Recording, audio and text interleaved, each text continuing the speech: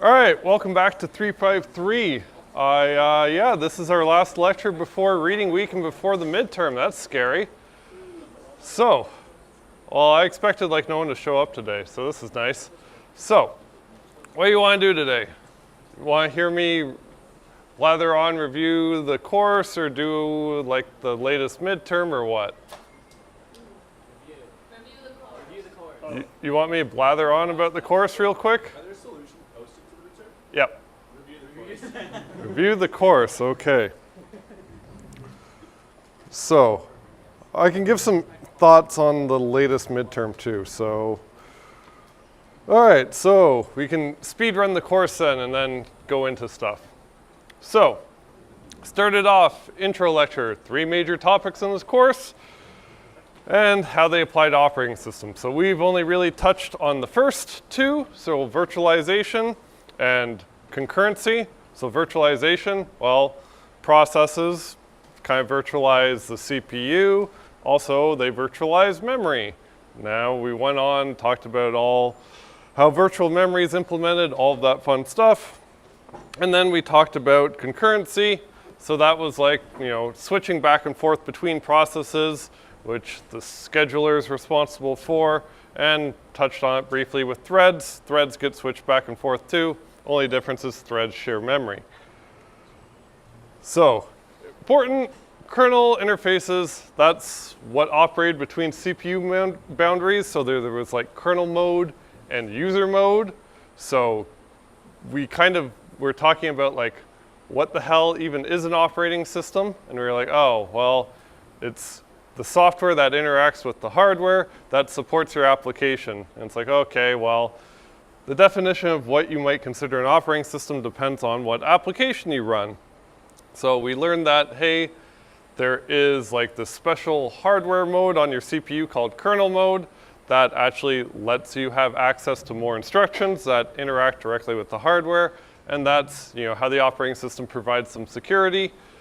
The kernel is the only thing that runs in this kernel mode, and it is definitely part of the operating system.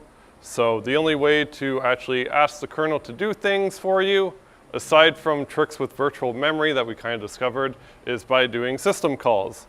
So that's the interface between kernel mode, user mode, basically doesn't interrupt, kernel handles it, all of that fun stuff. Every program has to use this interface no matter what, so we can strace it, all that fun stuff. We saw the file format. Don't worry about that for the midterm. I'm not going to ask you about that. That was just so you could see what the operating system has to deal with. And then the different kernel architectures, somewhat important, like more monolithic, so just put most of the stuff in kernel mode. If you have a microkernel, then you try and shove as much stuff out of kernel mode as you can. Idea behind that is, well, less code, less bugs. You hopefully don't have any security issues with that, because if someone can control your kernel, they can control your whole system. You don't have security anymore. Yeah? Do we need to know the specifics on how the kernel interacts with the hardware? Specifics as to how the kernel interacts with the hardware. As long as you know it's just like, it's essentially just an interrupt, that's fine. But remember I showed like that big trampoline thing and like the tricks you would have to do? Don't really have to worry about that much. But it's basically just an interrupt that the kernel handles. All right, then we saw libraries. So, most of the stuff we don't just use system calls all the time. We have to use some type of library, at least a standard C library. We just kind of looked at dynamic libraries, compared them to static libraries, and how to manipulate the dynamic loader. Don't have to know that for the exam. That was just fun little tricks that you might actually use in your career if you need to, go ahead and try and debug or like instrument a program or something like that.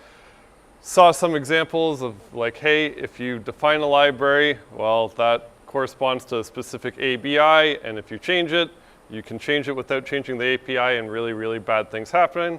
So if you write code that other people are going to use, you have to be really, really, really, really careful about it. And essentially, whenever you write something, you're now no longer allowed to change it from here until eternity, or when you give up supporting your software. So like, that's like the major reason why Windows has like a bunch of very, very odd things it does, because if they made that decision in the 80s, guess what? They still have to support it. If they made that decision in the 90s, they have to support that, and like weird stuff happened in the 90s. Wait, you guys were born before? Wait, 90s was before your time? Yikes. All right, great. Yikes. Okay, so Unix. So we saw how to create processes, so that's very important. And in Unix, there's always that parent-child relationship between processes. So like there's a direct, you have to create a process. You create them using fork. We did lots of forking in this course. So after the fork, remember both processes exactly the same, except for the value for PID ID that's returned from fork. They should be exact clones of each other. And if you have got most of the way through lab 3, or at least the first part, well, you know, a lot of it is accomplished by copying the page tables, making copies of stuff, and after that, they can be independent. One shouldn't affect the other. And then we talked about the scheduler. That's the thing that decides when to run processes. For us, whenever we're like using them, after we fork, we have 2 processes. In general, we have no idea which one is going to run. So then we were talking about like your responsibility, also very, very important.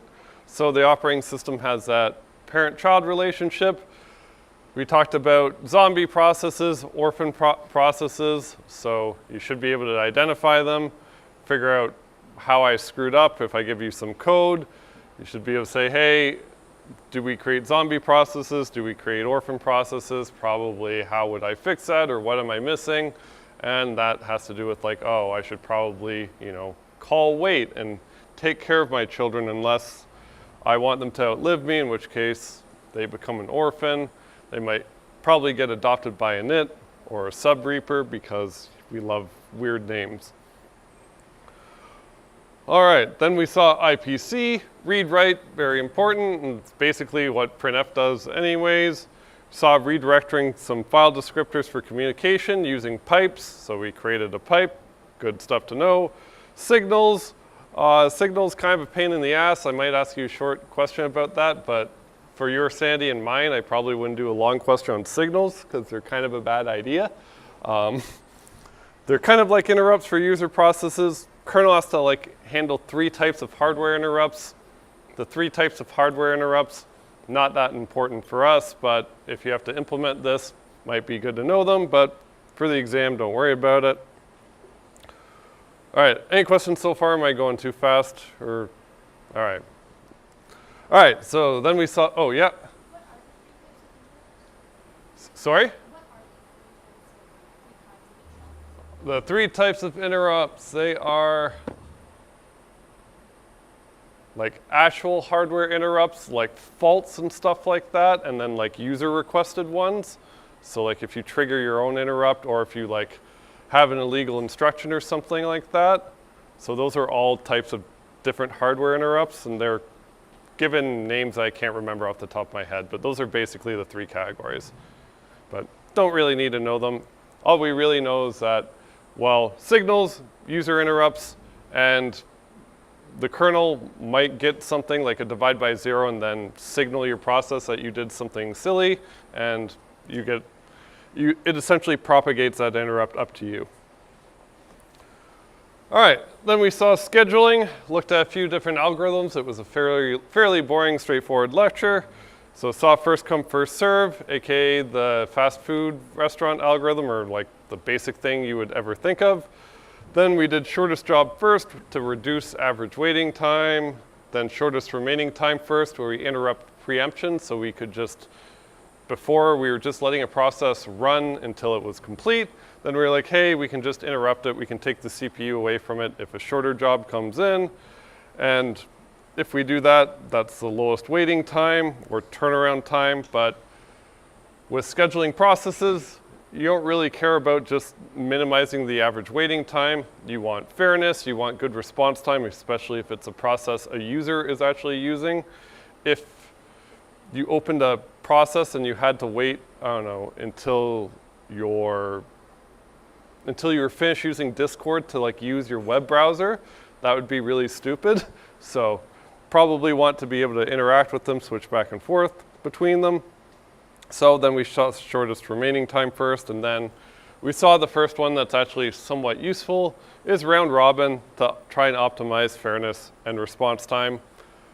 Probably get a boring question about this as like a freebie for the exam. So you'll see going through all mine, I basically always ask one just to make sure that, I don't know, you've shown up to the course.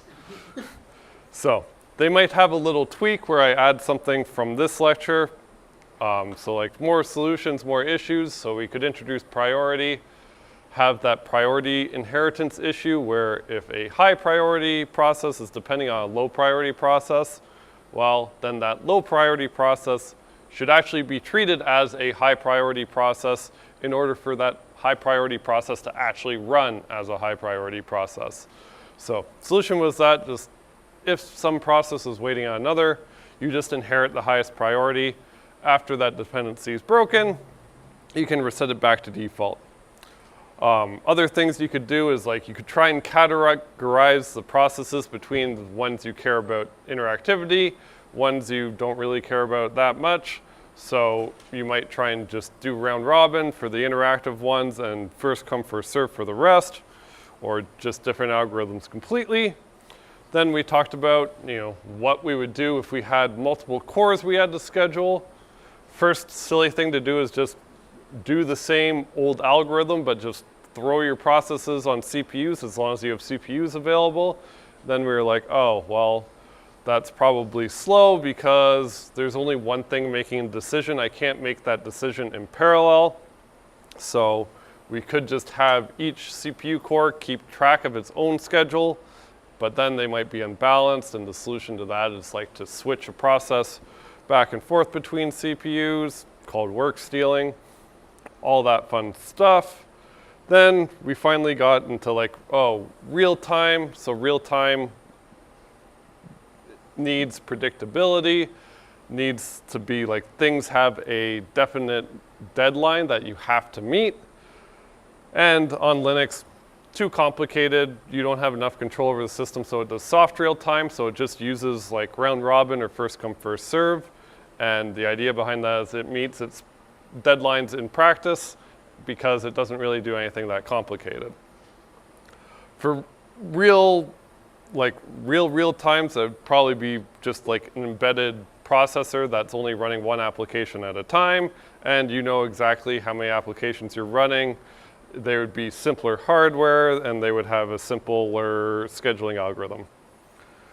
Then we finally saw the completely fair scheduling that tries to model that idea of fairness, tries to like keep track of how long each process is running for, tries to even them all out in terms of total CPU usage, and that's basically all it does, and that's what Linux uses to this day.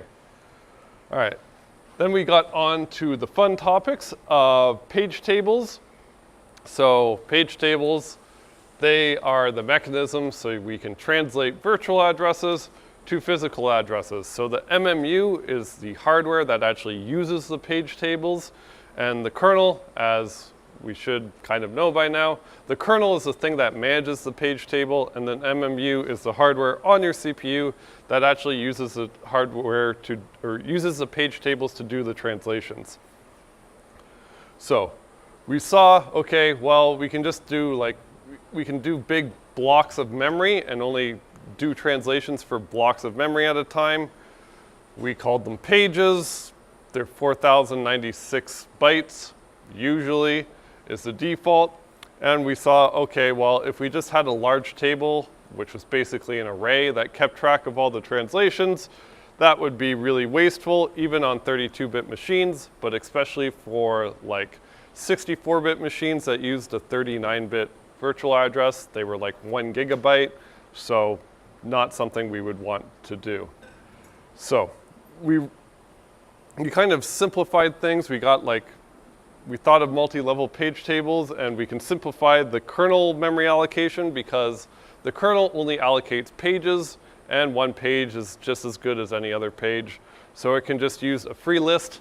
This is where linked lists come in, so we can rejoice So linked list, just linked list of free pages to get a new one, front of the list. When you free it, it just goes back on the list. So then we were like, okay, well, gigabyte page tables aren't going to work, so we do multi-level page tables because we would notice that most processes, aside from web browsers, don't use all of your memory. They don't need that many translations. So if I have a multi-level page table where each of my page tables fits exactly on a page, well, I only need 3 of them to translate one address instead of just one giant table. And then we went back to our goal of, hey, this should also be fast because, well, if I'm trying to access like physical memory, that's just one access. But if I'm using a page table, I have to do a lookup for every level of page table and then figure out that physical address and then do the final access. So it becomes really, really, really slow. Every additional level of page table we add just makes this process slower. So that's why we don't like use a 64-bit virtual address. We try and keep it as small as we need to so we can actually just run all of our programs normally.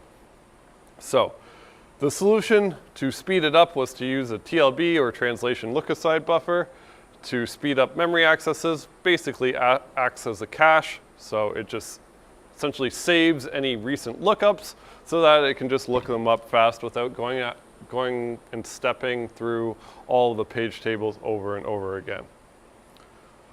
And TLB, you should know what that means. So last year for the midterm, people like asked me the question while the exam was happening, like, what is a TLB? You never said what it was. And I was like, so I can't answer those questions during the exam. So please know what a TLB is. Yeah. What's a TLB? A translation look-aside buffer. I can answer it now. So it's basically that cache, which is why things go fast. And remember, there are all the things too with like, if we're switching between processes, we need to like delete the TLB or flush the TLB so that, well, when we switch to the new process that might use the same virtual address, we don't get the same physical address because that would be bad. Because I might be able to access another process's memory and I shouldn't be allowed to do that. But yeah, ask me questions like before the exam. Don't ask me these things during the exam because unfortunately I cannot help you. So then we finally wrapped up with threads. They enable concurrency or more explicit concurrency, I guess. So we kind of related them to processes. So threads were just lighter weight. They share memory by default. They're all in the same address space. And each process can have multiple threads, just one at the start. There's no concept of orphan threads or anything like that, but the concept of zombie threads exists. But there's a few other different things with threads, like if we have a default thread that's joinable, same rules as when we had processes, we would have to wait on our thread, which is in this case called pthread join. We can terminate a thread by calling pthread exit, like we can terminate a process with exit. And unlike processes, if we don't need the return value, we can make them detached. And that means that as soon as that as soon as that thread terminates, cleans up all its resources, it will never be a zombie thread. Otherwise, if it's joinable and it terminates and we haven't joined it yet, it would be a zombie thread. All right, so both processes and kernel threads, so enable parallelization. So a process can have multiple kernel threads. Most implementation, it's like 1-to-1, so p threads. One p thread is equal to one kernel thread, but there's other different mappings. So we could have one like p thread, or let's call them a what thread. One what thread can correspond to a single kernel thread. Oh, but we might have multiple what threads that all actually correspond to the same kernel thread, and that would be many to one. The kernel doesn't know about them. So if any of our user threads blocks, the whole process gets blocked because the kernel doesn't know about them. So We also saw more fun stuff. So the operating system has to manage what happens during a fork. So if we have a process with multiple threads and we call fork, the rule is that a new process will get created with a single thread, and that thread will be a copy of whoever called fork. So now we had synchronization issues, and I mercifully cut us off there before the midterm. So synchronization issues, that's where all the hard bugs are, like the things that live in the kernel for like 7 years before someone figures out how to fix them. So mercifully, we get to save that for after the midterm. Yeah. Or after the midterm, though, you're going to tell us what the fix was, right? Yeah. Yeah, so I'll tell you the fix after the midterm. Not immediately after, because, well, I can. You don't have to reinvent the 7 years. Yeah. So, well, even though if I tell you the fix, it doesn't mean you will always do the fix. So you might miss it. That thing could exist for a long time, especially when we saw that kind of work most of the time, especially with smaller numbers. All right, that was quick. All right, any other quick questions about that, like whirlwind tour of the course? More or less good? All right, so now we have, oh, yeah? I have a question more specifically about the midterm. So Yep. I remember in the first lecture you asked us what we prefer in terms of page sheets. Yeah. But the syllabus still says it's type C3, so I was wondering if you stuck with what it's going to be. Oh, I need to update that, yeah, because the vote was like big closed book, so I'll just do closed book for it. And I'll write a page of like functions and stuff like that. Yeah. Will we get the page before the exam just to know what to expect, or will we just see it when we sit down for the exam? Yeah, I can give you the page. Sure. I have to make it first though. So I'll make a page sooner rather than later. All right. Yeah, I forgot to change that. Yikes. All right. Any other questions? Yeah. Sorry? Will we need to know the difference between like copying a page table and then copying on writing? So you don't need to know like the details of the lab because lab 3 is not due until after the midterm. But like we discussed the ideas all before that, so the ideas are okay. Any like weird like implementation detail I wouldn't ask you about. Yeah. Yeah, speaking of implementation, we also need to know like how for example, the schedulers are actually implemented. What do you mean by, do we need to know how schedulers are actually implemented? Like, will we walk through the midterm and see some question that says program the round robin algorithm? No, I don't like program the questions. Yeah, so you can see, so all my midterms are on my site that I've ever written. So there's like this course and 344 are exactly the same. This course and like CS 111 are pretty much exactly the same. And yeah, so that's UCLA's version of it. It is not a first year course, even though it's like CS 111. Here to like normal rational people, that sounds like a first year course. I don't know why, the way they number courses, if it's a 100 level course, that means it is a third or a fourth year course. And if it only has 2 digits, that means it is a first or second year. I don't know why, but if you see CS 111, you're like, damn, those UCLA people are smart. No. It's the same thing, they just have a very strange numbering that I asked lots of people, no one could explain why. All right, so do we want to, oh, yeah. I have a question related to fork. So I think one of the examples that, like one of the real life applications that we're using fork is like web browsers. Yeah. Do you have any other examples? Other things that we would use fork for? Yeah. Making anything that you want to be independent, just different processes. Okay. So like you can run htop and see everything runs in a different process, essentially, right? Other single problems, basically it's a trade-off of like, do you want things to be independent or do you want things to be fast? So like web browsers started off using threads, and that way they could, like any IPC they do is essentially free because they all share memory. But then you have the problem of, oh, if something bad happens in the thread, it brings down the whole process, right? So that's the trade-off. Any program could make that trade-off. So web browsers started off in threads, and then they discovered that, hey, things crash a lot, and if your whole browser disappears, you get angry. So there's always going to be a trade-off of like how much IPC you do versus how much you want them to be independent. So you can make that trade-off with literally anything, because if you want to run anything in parallel now, you have to use kernel threads or you have to use multiple processes, right? So you'll be doing that trade-off as well when you're developing software. So after this course, essentially everything you write should be able to run in parallel. Because how many cores do we all have? Does anyone have like less than 4 cores on their machine? Probably not really. So you're essentially like only getting the 1/4 of the performance you should get. So like, especially with infrastructure and other courses, I keep on, they're like, hey, this thing is slow.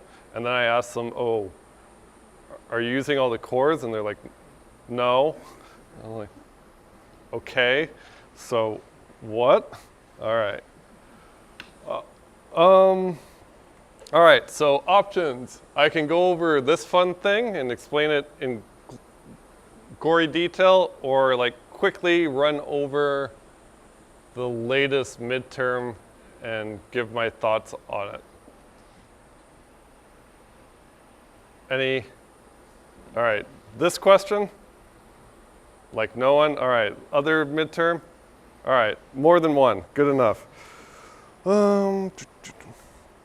All right, so this is the 2023 fall midterm for 344. So some notes on it. This one had too much writing for my liking. So this one had a lot of short answer questions and people ran out of time. So I would expect for you that you will have less short answer, but I would also expect from you, you will have a threading question or a more question that has, like a longer question that has to do with threads. So, yeah, so this is the one where people ask me what a TLB is because that was the first 2 questions. And it's like, okay. So, why does the OS need to flush the TLB when context switching between processes? So, you can't accidentally manage, yeah. What's a TLB? Yeah, what's a TLB? So I can let you know to save yourself some time. So if you ask me, my answer was, that's the question. So I can't answer a question for you on an exam. So why does it need to flush the TLB? Well, because the TLB contains like all the translations for that processes. If I don't flush it when I switch to a new process, I might still use another process's translation. I can access its memory, don't have security, blah, blah, blah, lots of bad things happen. All right, does the OS need to flush the TLB when context switching between threads in the same process? No, because they all, they share memory. They're in the same address space, same translation, share everything, so don't need to do that. How does the OS prevent your process from directly accessing hardware? The kernel runs in kernel mode, which can access instructions that you can't. And those instructions let you access hardware. Why can you not call, blocking wait PID twice on the same process? Yeah. Because if you wait on it, it's going to terminate it and clean it up. So if you try to wait on it again, then PID doesn't exist. Yeah, if you blocking wait on it and it returns, that means it's terminated. And when wait returns, you also clean up all the resources. So it now no longer exists. So if you wait on it again, doesn't exist anymore. All right. If you only ever run a single application on an embedded system, do you need virtual memory? Yeah. Yeah, no, you have one application. Virtual memory is to like protect processes from one another. And well, if you only have a single thing running on a simple chip, you don't need virtual memory. So what benefit would you see if you don't use virtual memory? Yeah. Faster. You don't have to do all those stupid lookups. And well, you don't even need a TLB or anything like that. You're just accessing memory. And then guess what? It's random access memory that we all never questioned before. So it'll all be fast. All right, see what change can you make that will change the ABI and not the API? Well, lots of different ones, but the main one was like I reordered fields of a struct. Even if I reordered the arguments of a function, things of that nature, just like shifting code around without actually changing the meaning of it. All right, let's see if we can, what system call does printf and then I did an fflush, so this in retrospect was a mistake because I never said what this does. So fflush like forces printf to actually do a system call because as you might notice, especially when you fork stuff, if you do printf, well, C wants to make that fast, so it might collect a bunch of printf calls all together and only do one system call. So this essentially forces a system call. What system call would it force from printf? Right. And what is the value of the first argument? 1. It's the file descriptor 1 standard out. So that should be, that would not be on the sheet I give you. You should know 0 in, 1 out, 2 error. Or if you want to forget 1, 0 is in, 2 is, or 1 is out. All right, why does Linux use FIFO and round robin for soft real-time processes? Basically, they're simple, they're predictable. You don't really want anything complicated once you want real time because you want it to be predictable. So having some complicated algorithm running is not going to be great. And this is where the writing was way too much. So this is like 10 questions of writing. So retrospect, bad idea. So describe how you can use the output from standard out from one process running ls to another one process using standard in running WC. Explain any system calls you'd make. So this is basically you just make a pipe. So pipe system call, and then in one process you would replace standard out with the right end of the pipe. In the WC process, you'd replace standard in with the read end of the pipe, and then you would you would exec, and then you're done. So pipe, change file descriptors, which would be dupe, dupe2, something like that. I didn't really actually care about that as long as you said change the file descriptors. I think I let that slide, and then exec. All right, describe a situation where it would be beneficial to create multiple threads in your process even though the machine only has a single core, cannot run anything in parallel. Assume your process does a lot of I/O, so that was a dead hint right there. Would it be beneficial if the threads were kernel threads instead of user threads? Explain why or why not. So would still be beneficial if you're doing a lot of I/O, if threads block all the time. If you have multiple threads, then you can switch, do something else while you're waiting for hardware to complete, do a write, whatever, waiting for network, something slow.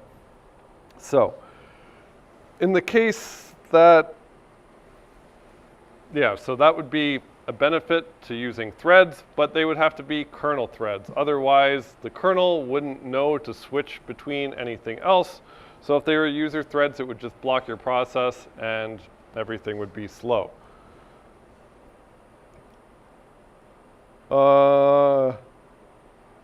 Okay, the question, I'll skip to the virtual memory question because people screwed up this one more than other ones. So let's see if we can get it. So consider a system with a page size of 64 kilobytes. Quick, Anyone, what is 64 in powers of 2? 2 to the 6, right? So remember the good one to remember. 2 to the 5 is 32, and I can multiply by 2 once to get 64. So 64 kilobytes is like 2 to the 6, and then a kilobyte is 2 to the 10. So that means 64 kilobytes is 2 to the 16. I would highly recommend just to start writing things in powers of 2 for virtual memory questions. All right. Why'd that disappear? All right, the page table entry size is 16 bytes. What's that in powers of 2? 4, right? 2 to the 4. All right, system supports 128-bit physical address. Some truncated page tables, so threw some people off that wording. Basically, I didn't show a full page table. I just showed the first 3 entries in some page tables. So, since my page size is 2 to the 16, that means 16 bits are used for the offset, which was nicely, each hex is like 4. Each hex is 4 bits, so that would be 4 hex characters. So like this is the offset, which is why all these pages start at ending in 0, 0, 0, 0. All right, first question, how many page table entries can you fit in a single page? Yeah, 2 to the 12, right? So this is the page size 2 to the 16 divided by the size of page table entry, because it's basically a gigantic array. So here I can fit 2 to the 16 in, or if I wanted to write that, so for purposes of writing this course, you can leave it in powers of 2, I don't care. So just leave it in powers of 2 if you want to save yourself some time. And yeah, you're allowed to have a non-programmable calculator, but honestly, if you're punching numbers into a calculator, you're probably just wasting your time. Just leave it in powers of 2, and then don't bother using a calculator is my advice. But again, don't have to listen to me. If it makes you feel better, go for it. All right, so with only a single level page table, so it has to fit on a page, what is the maximum size in bits of the virtual address we could have, or we could actually do translations for? So, yep. 12 bits. So full size of the virtual address. So remember my virtual address?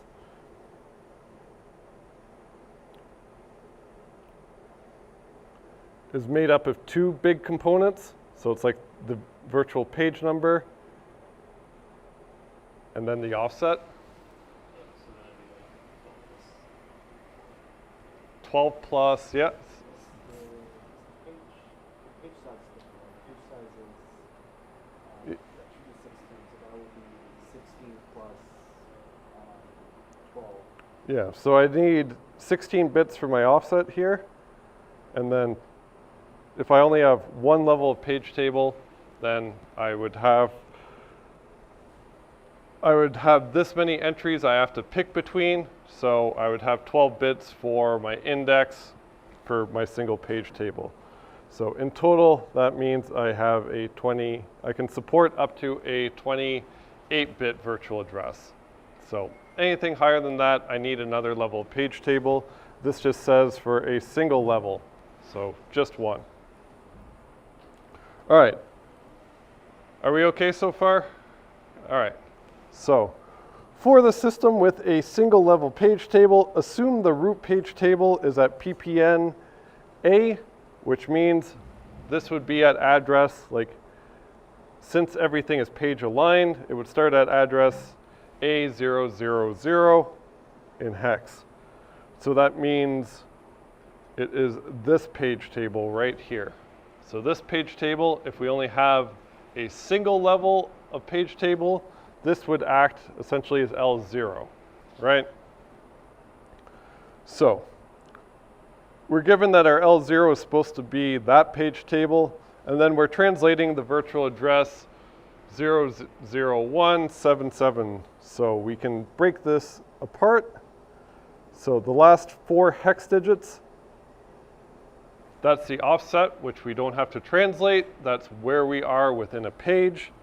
And then this would be our L0 index. So we need to look at the page table entry at index 1, which would be this one, right?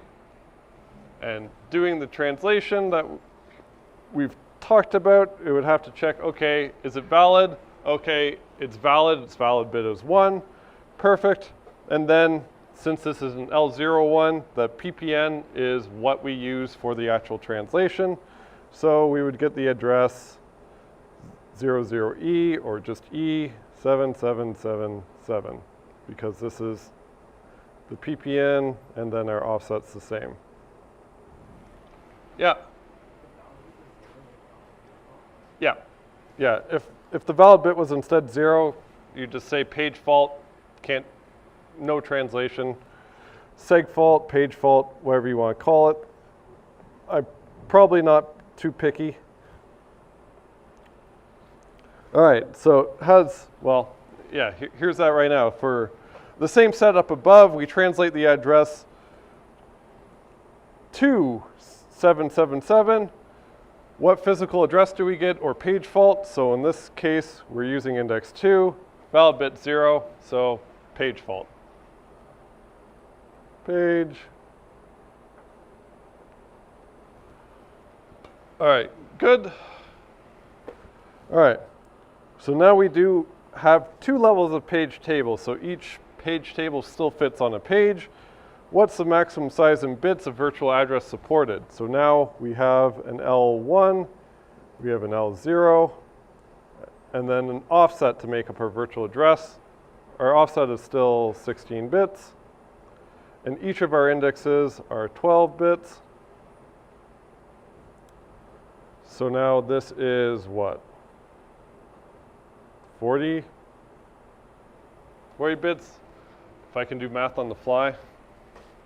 All right, so for the system with 2-level page table, assume the root page table for process 100 is at PPN B. And then for this process, what happens if we translate the virtual address this? So for this address, what is my L1 index? 0, right? Leading zeros. It all has leading zeros. So this is my offset. This is my L0 index. And then the next 3 hexes that I haven't filled in here, that would be our L1 index. Everything has leading zeros, just like in math. So my L1 index would be 0. My L0 index, in this case, would be 1. So I have to start at PPN B. So here, this is process 100's L1 page table. Okay, so for this process, I'd go index 1. So index 1 is valid. Great. So that means I can use this as my translation, and then this PPN tells me what page table my L0 is at. So it is this one. So this is process 100's L0 page table. Then I'm supposed to use index 1. So it's this one. It's valid. So that PPN is the PPN of the final physical address. So it's 9. So we would get 97777. All right. All right. So this says assume the same system, so still 2-level page table. We have a root page table for process 101, and it is 0C.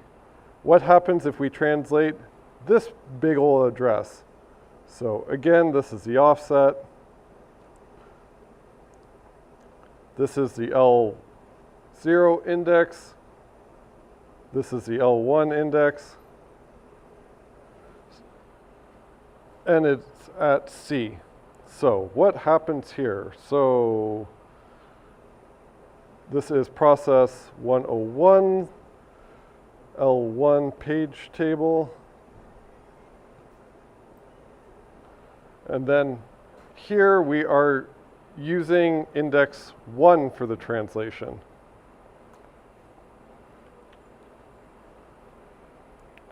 So we'll see, okay, it's valid, and the PPN is D, so that means this is also process 101's L0 page table.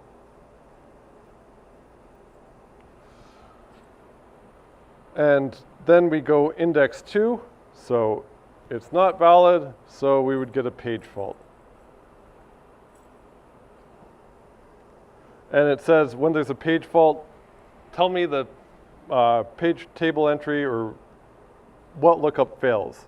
So the L0 lookup generates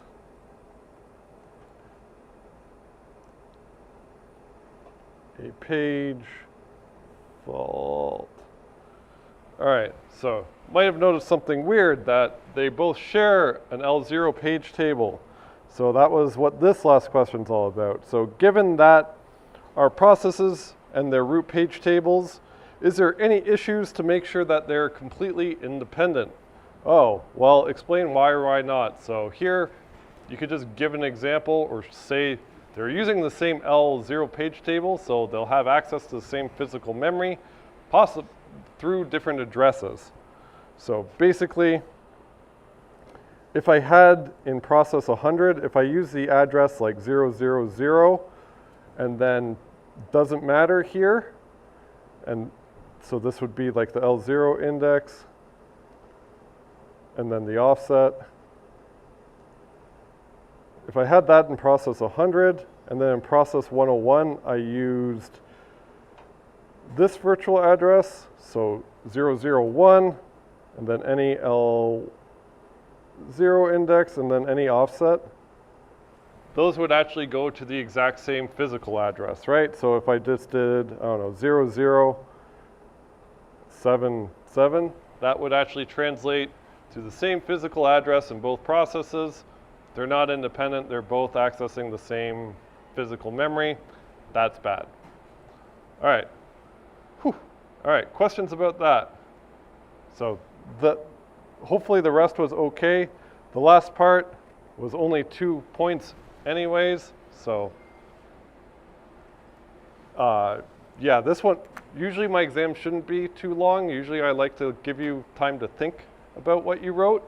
This one, yeah, a lot of writing. Turns out, I don't know, when I test my exams, I can write really fast, so I should just not do that. Yeah. What was the average for this week? The average was 75-ish. Yeah, 75-ish. Yeah, I try to have it like 75 is like good. You know, most of the course content, you're good. I'm not like one of those people that's like, yeah, whatever. I'll just make sure you all fail and then I'll sort it out later. Like, I don't really like that. So, I mean, it works for like not having an average too high and not getting yelled at, but kind of makes you feel like crap and kind of makes me feel like crap, and then your grade feels really random. I've had that before where like you come out of a midterm and you're like, that sucked, I didn't really learn anything, and then you suddenly get a grade back and it's okay and you're like, yeah, whatever. It's like not satisfying on either end. So yeah, during the reading week I'll be on Discord around. I'm an old man, so I go to sleep early, so don't expect me to be up past like, if the sun goes down, assume I'm asleep. If you want, I'll be up at like 6 a.m. though. Basically if the sun's up, I'm probably up. Yeah, so I might be able to catch you on the tail end before you go to sleep, but yeah, I can't do that anymore. So, yeah, I think that's it. We're out of time anyway, so just remember, pulling for you, we're all in this together. And